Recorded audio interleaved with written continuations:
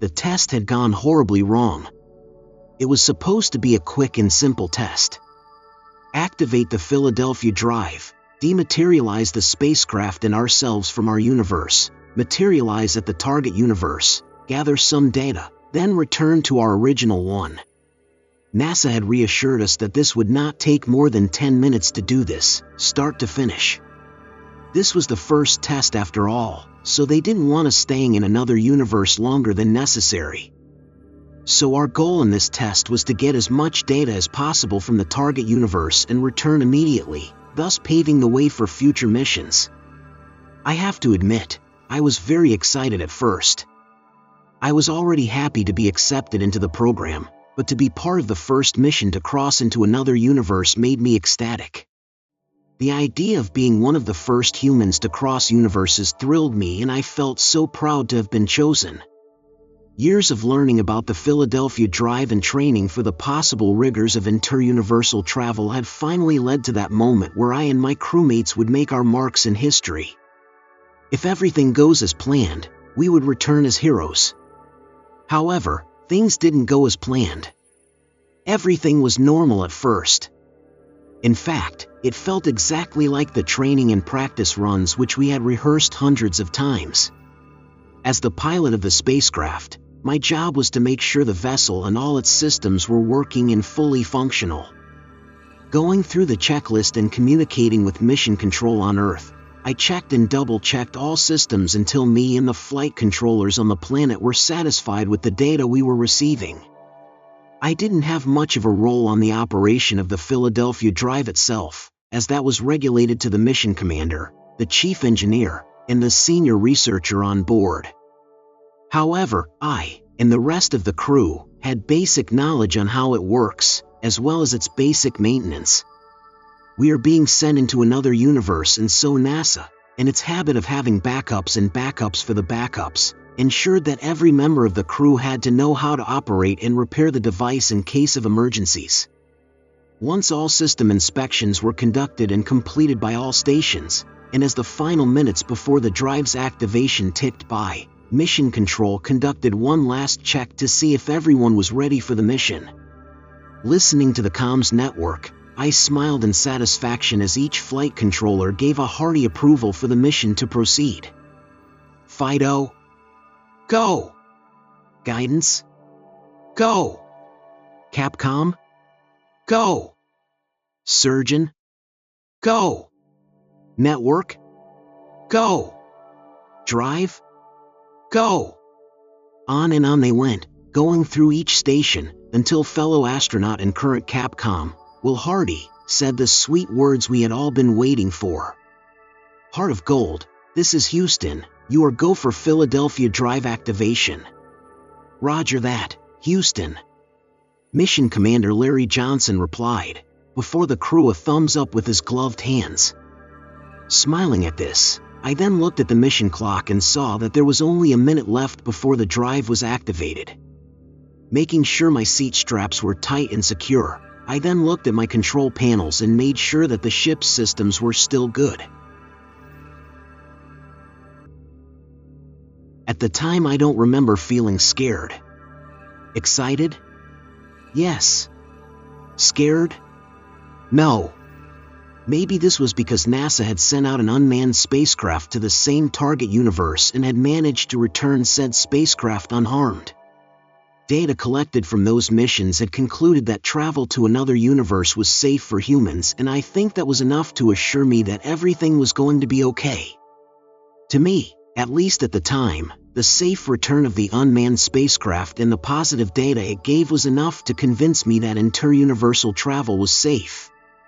At the same time, I guess I was too drowned in excitement to feel scared. Like I said, first humans to cross to another dimension.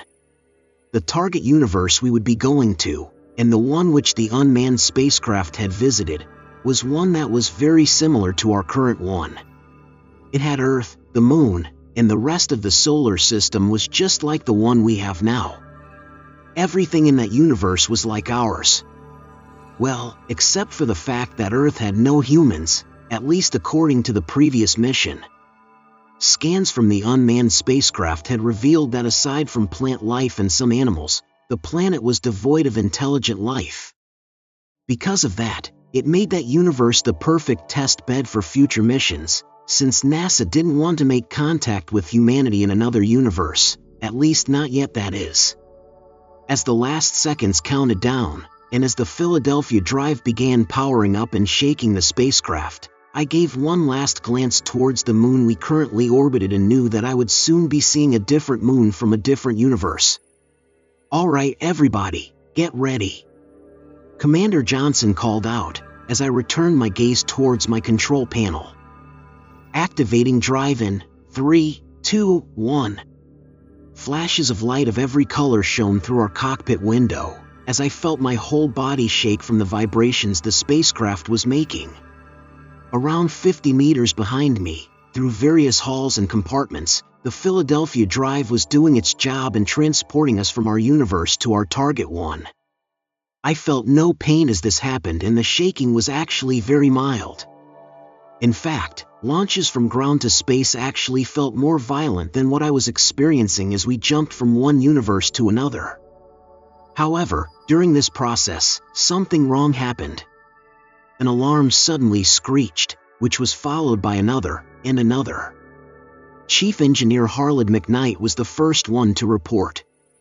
"Commander, one of the drive's cooling systems has malfunctioned," he said, as I scanned my control panel to see that smoke had been detected in the compartment where the drive was stored. Checking the monitor that showed a live video feed of the compartment, I saw that the important drive was the cause of the smoke, as a chunk of it seemed to be missing and torn apart. However, before I could report this, senior researcher, Diane Lincoln spoke up. "The drive has overheated and a portion of it has blown up, Commander," she said in a calm voice, as if there was no danger to the news that she had just told us. "The system is now undergoing an automatic shutdown and is powering down. I suggest that everyone get ready, because we're about to materialize." "Materialize where?" Commander Johnson asked, as he activated the extinguishers after I finally managed to report to him about the smoke detected in the driver's compartment.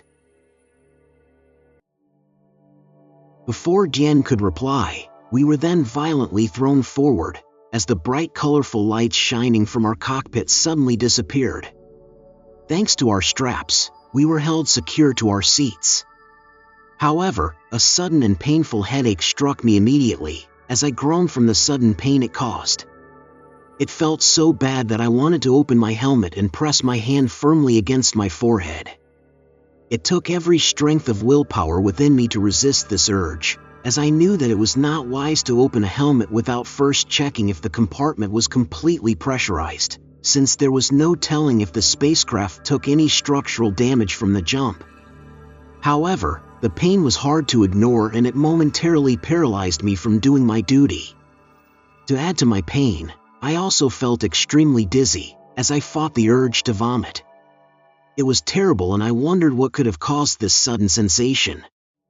Managing to turn my head and gaze towards Commander Johnson, I was surprised to see that a pained expression was also plastered on his face. Willing myself to look towards my back, I saw that Harold and Diane were also in pain. I found this strange, as headaches and nausea were not supposed to be felt after a jump. At least that was what NASA told us. So either this was a side effect that we were just not discovering or there was something else to it. The pain somehow subsided long enough for us to regain some composure and check up on one another. Once this was done, Commander Johnson questioned Diane on where we were. "I don't know, Commander," Diane finally said, a reply none of us expected.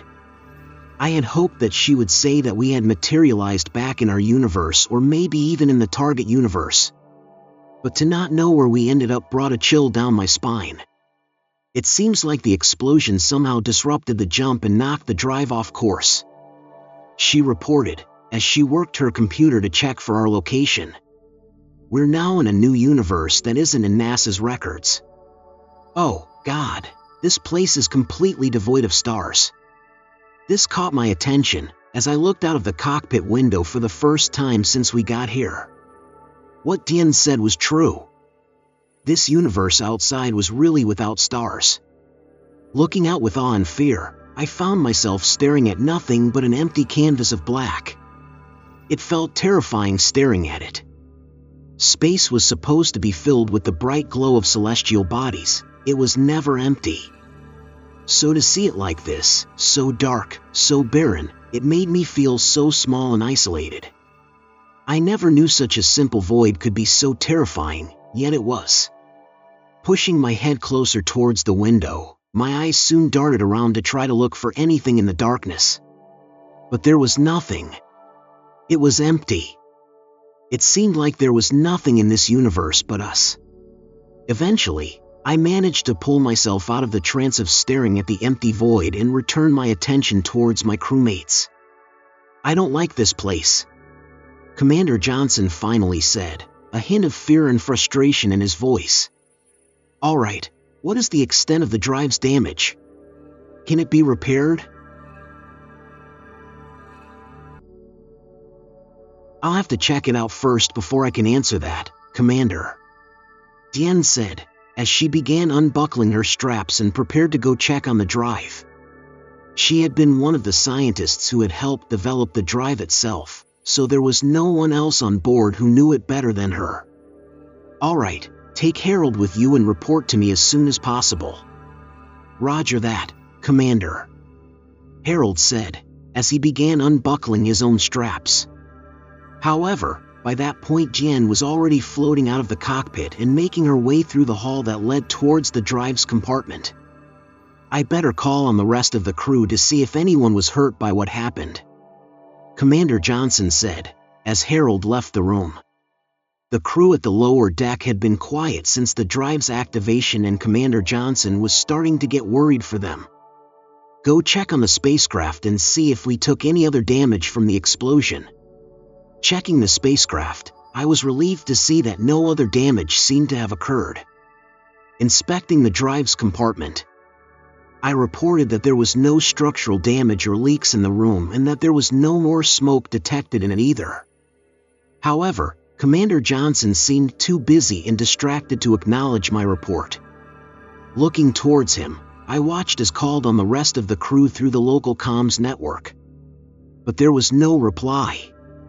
Despite constant calls for them to report in, the 4 crew members kept quiet.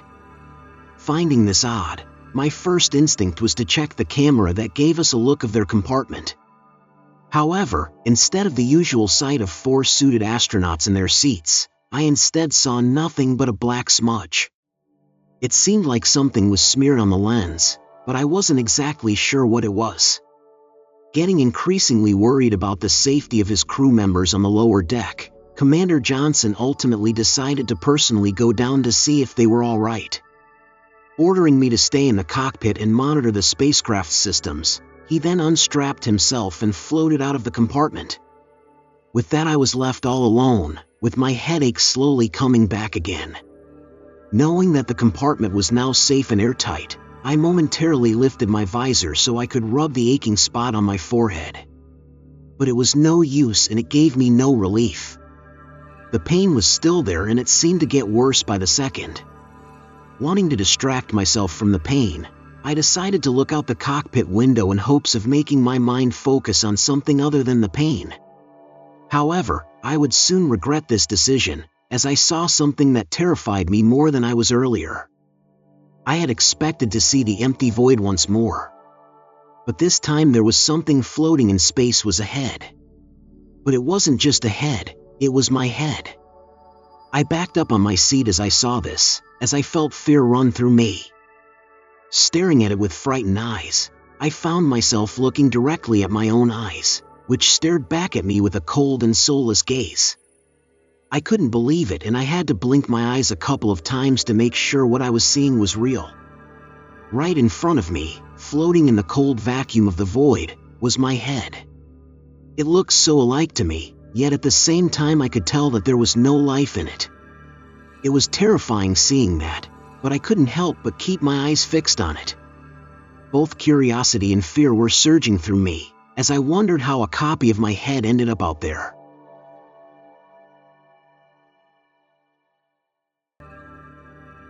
What had created it? How was a copy of my head made so quickly during the short time we had been here? What was it made of? So many questions circled my mind, as I felt the headache hit me once more. Feeling the powerful wave of pain surge again, I instinctively pushed my hand to my forehead to meet the oncoming rush.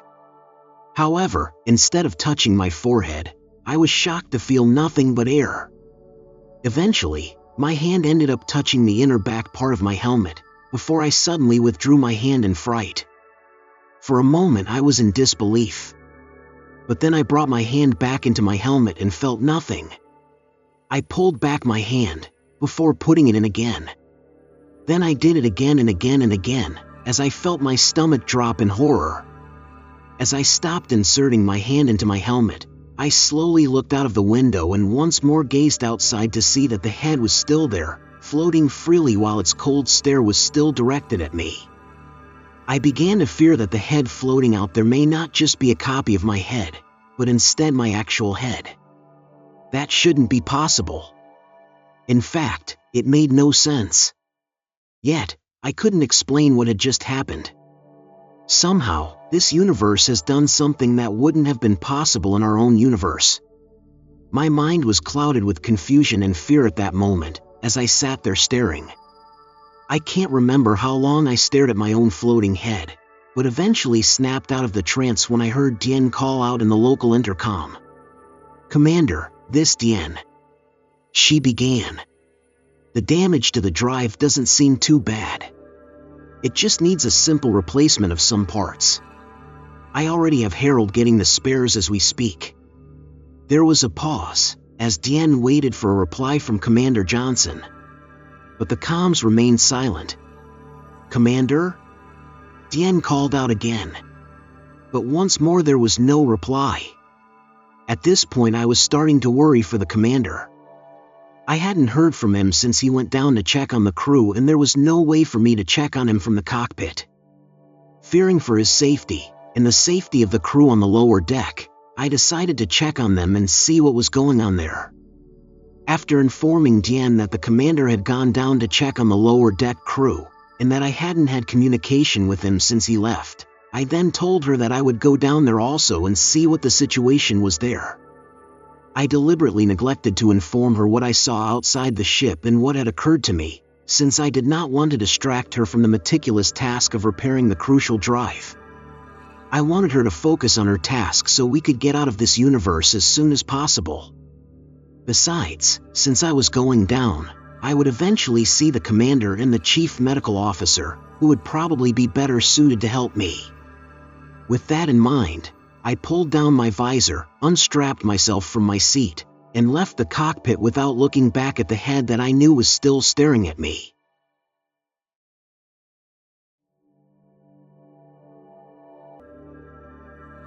Making my way through the spacecraft, I went through the hall and pushed myself down the tube that led to the lower deck. However, upon reaching the hall that led towards the crew compartment there, I immediately knew that something bad had occurred.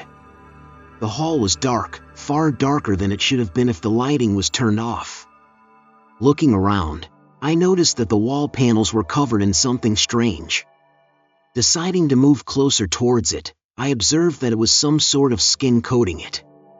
Repulsed by this, I quickly drew back, but ended up pushing myself too far and hitting the panels behind me. Sticky substance soon stuck to the rear of my suit, and I turned around to see that the fleshy skin that covered that panel was leaking the thick liquid from pores that dotted its surface. Trying my best to ignore the creepy-looking surface, I decided to stay strong and continue on towards the crew compartment. However, as I floated towards its hatch, I noticed that the skin-like material seemed to cover all the panels of the hall. Luckily, the hatch itself didn't seem to be covered in it, so I was easily able to pull it open to peer inside the compartment. What I saw was not what I expected. Like the hall, the compartment's wall panels were covered by the fleshy skin. However, it was much more disgusting, as the flesh here was not completely covered in skin. Some parts had muscles exposed. In fact, the skin on some portions seemed to be floating next to it, as if peeled and with only a small portion left connected with the muscle. It was a horrifying sight, but that was not the main thing that caught my attention. Flattened on the panels there were 4 faces, eyes looking and staring at me. Staring at one of them, the face gave me a teary-eyed look, as its mouth tried to move in an attempt to speak. But no words came out. Instead it just continued its mouth movements, as it opened and closed, while a pained look plastered on its flat face. Soon the other 3 faces did the same, as they all looked at me with desperation. It soon dawned on me who these were, and I couldn't possibly imagine how this happened to them. Whatever was happening here was beyond the understanding of an ordinary person. This was not just another universe, this was something much more terrible. This was hell itself. Feeling overwhelmed by the terrible sight, and wanting to spew out the contents of my stomach, I soon began moving away from the compartment of faces and away from the fleshy hull. Making my way back up towards the cockpit, I rushed in to find that the skeleton of a human sat on the commander's seat and worked the various controls around it. Like everything else that has happened so far, it was unnatural and defied all the logic I knew. As I watched it for a few more seconds, I noticed it mutter something, as its jaw moved up and down with each sound. Trying my best to listen, I heard it repeat the same line over and over. "We must get out. We must get out. We must get out." The voice sounded familiar and my eyes soon widened as I recognized whose it was. It was Commander Johnson's voice. I was shocked to see what had happened to him, but I no longer questioned how he turned into a skeleton. This place, this universe, was doing things to people. It seemed that it did not like our entry into its realm. Against my better judgment, I decided to slowly float behind it, moving closer and closer. As I moved towards him, I tried to call out to him, but there was no response. Instead, he just repeated the same line he had been muttering. "We must get out. We must get out." Once I was floating just behind his seat, I cautiously patted him on the shoulder, trying to get his attention. I then saw his skull swivel and I thought that he finally noticed me. However, instead of facing me, his hollow eye sockets instead turned towards one of the monitors on the control panel. This monitor was for one of the cameras facing towards the aft, and as I gazed towards it but saw nothing, all that was there was empty space. Switching my glance back towards the skeletal form of the commander, I looked on as he continued on staring at the screen. However, this time he was quiet. I didn't know what to do or what to say. Everything that has happened so far had been terrifying and exhausting. When the commander finally spoke again, he said something different from his earlier muttering. "It's coming after us. It's coming after us. It's coming after us." This sent a chill through my spine as my heart began to race. I glanced towards the screen once more, but still saw nothing but the darkness of space. This frightened me even more, as the fear of the unknown made the situation feel much worse. For a moment I wondered what exactly the commander was seeing. With this universe capable of doing things beyond our simple comprehension, there was no telling what it could produce to come after us. Images of gigantic planet-sized beings or engulfing black holes came into my mind, but I knew that this place was capable of making horrors much worse than that. Eventually, a call through the comms by Harold interrupted me from my thoughts, as I heard his concerned voice through my headset. "Commander, this is Harold. Are you there? The commander is busy at the moment." I decided to reply, thinking that he also shouldn't be distracted from the task of repairing the drive. I know this was a stupid and selfish thing to do, but it also spared me the great effort of explaining the unbelievable horrors through the comms. It would be better and easier for them to understand if I told them face to face, so I thought that it was best for them to wait till they were done with their task. "Oh, well, is Diane over there with you too?" This worried me. "No," I said. "Isn't she still there in the drive compartment?" "She's supposed to be. but when I got back with the replacement parts, she was gone. So I assumed she went back there to check on something and, wait, hold on. My worry was beginning to increase now as I moved back towards my cockpit seat to check the monitor that displayed a lice view of the drive compartment. Checking the room, I saw Harold float from one corner of the room and inspect a portion of the drive. Trying to see what he was looking at, I noticed that the previously blown-up portion of the part was now covered by a fleshy substance. Due to the camera angle, I couldn't see exactly what was plastered on the fleshy substance, but the sight of it clearly spooked Harold as he backed away towards the corner of the room.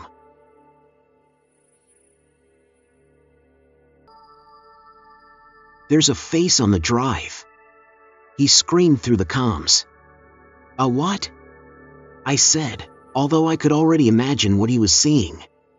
I already had an idea whose face it may be. In my mind, it couldn't have been too different to what I saw at the lower crew decks. Before he could reply, I suddenly felt myself be gently pushed back against my seat, as I saw Harold drift towards one of the walls of the compartment. Surprised by this, I scanned the panels to see what was happening and quickly realized that the 4 propulsion engines at the rear had been ignited and set to 100% power. Confused, I looked around and eventually looked towards the skeletal form of Commander Johnson to realize that he had engaged the engine and was now pushing the whole spacecraft forward. Propelling the spacecraft forward. Looking ahead to see where he was pushing us towards, I saw that my floating head outside the spacecraft was now pressed against the cockpit window. I don't know how it managed to stay on that one spot, yet it somehow did. From there, it stared at me with the same soulless gaze from earlier. Trying my best to not be trapped into the cycle of staring back at those eyes for too long, I tried to look past the head to see what lay ahead of us. But there was nothing there. It was only empty space, the same emptiness that surrounded us on all sides. However, despite the emptiness, the commander seemed to be seeing something in it. "We must get out. We must get out," he said, as his white bony arms began moving across the control panel, while his thin skeletal fingers began flipping switches. Observing him as he worked, and too confused and scared to do anything else, I soon realized that he was activating the drive. For a moment, this made me wonder if the drive was fully operational. Diane and Harold had not been able to replace the blown portion, and I was unsure if the strange occurrence that had happened to it counted as a repair. But the commander did not think of that and did not seem to care. Instead, he kept on muttering the same line over and over again as he worked through the necessary procedure to activate the drive. Sitting there next to him, I allowed him to continue. It felt like we had no other choice. It seemed better to try the drive and die attempting to escape than remain stranded in this universe of horrors. Eventually, the commander got the drive to power up, and this immediately resulted in an awful scream to run through the whole spacecraft. Initially, I didn't know where it came from. The terrible agonized screams seemed to be emitting from everywhere.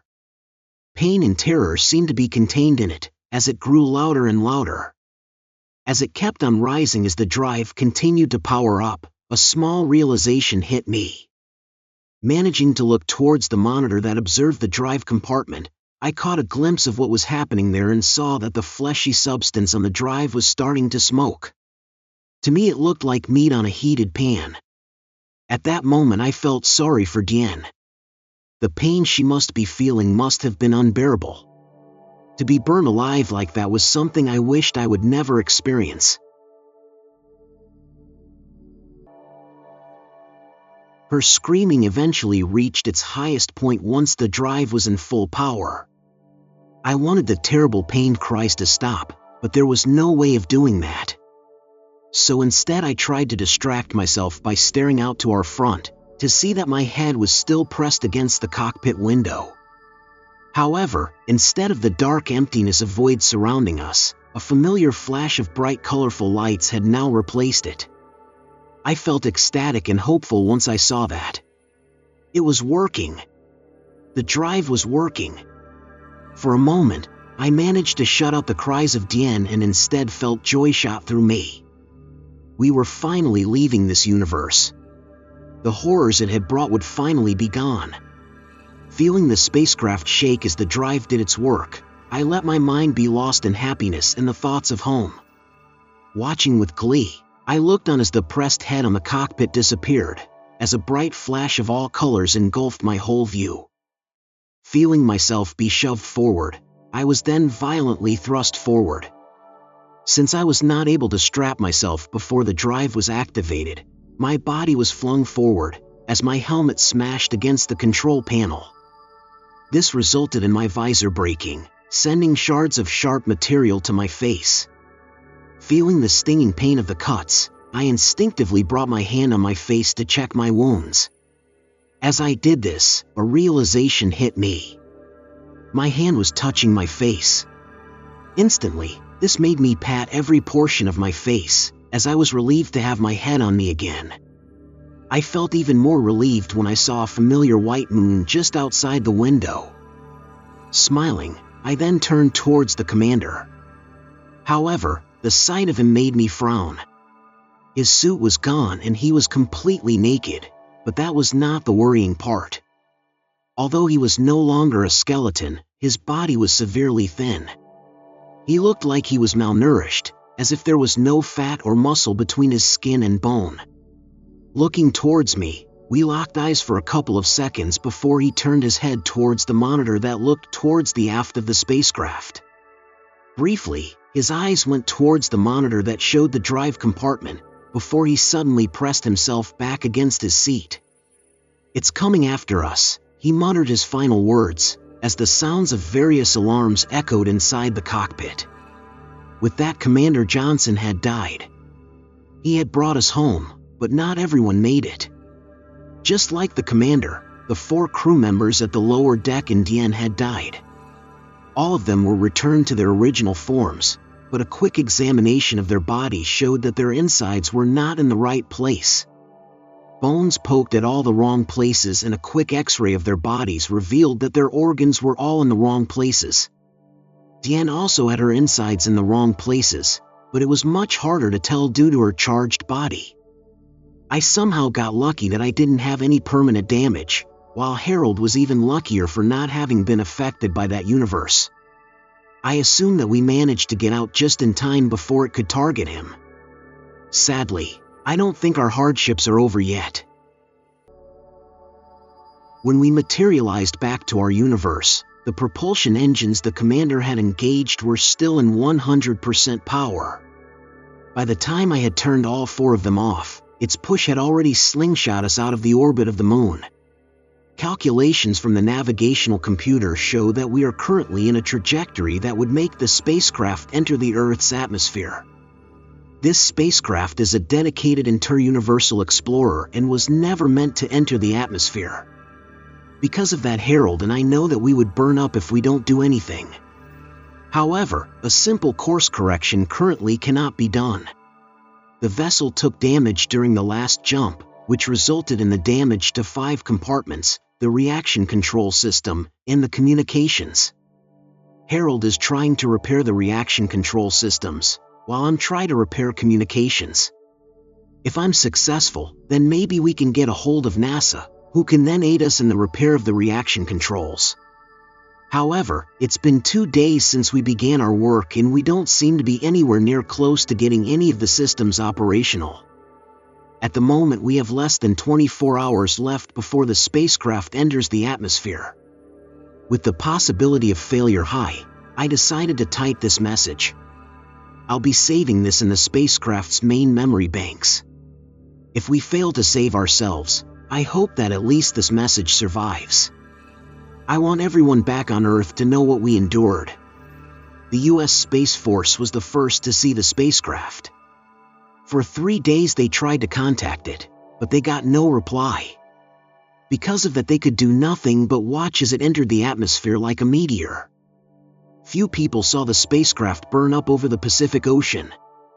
However, just to be sure, Space Force still made an announcement that the falling debris was from an old communications satellite that they deliberately deorbited and crashed into the ocean. Almost immediately after the crash site was located, the US government worked fast in order to recover the debris in order to answer the mountain of questions many officials had. However, recovery of the debris only opened up more questions. You see, NASA doesn't have a program focused on crossing universes. They never had one in the past and they don't have one now. In fact, they don't even plan to do one in the future. A search through all of NASA's programs revealed that there is no such thing as a Philadelphia Drive or an interuniversal exploration spacecraft by the name of Heart of Gold. As a member of the NASA team investigating the debris of the spacecraft, I was among a select group of people trying to figure out where the spacecraft had come from. Because of this, I was able to read the terrifying message and watch the awful footage found in a memory card stored in a heat-proof capsule. This capsule, along with other pieces of debris, were recovered from the bottom of the ocean near Point Nemo. For 6 months, a joint NASA and Space Force operation worked to recover and study the debris. This was a secret operation, since the government didn't want to worry the public about a spacecraft that materialized out of nowhere. However, I am going to break the secrecy, because there is something the world needs to know. All 8 bodies of the spacecraft's crew were recovered. All of them were deceased and scorched from their entry through the atmosphere. However, a couple of days ago, one of the bodies went missing from the cold storage chamber it was kept in. Surveillance footage shows the body getting up and slipping past security. It then managed to leave the Space Force facility it was in and disappear into the countryside.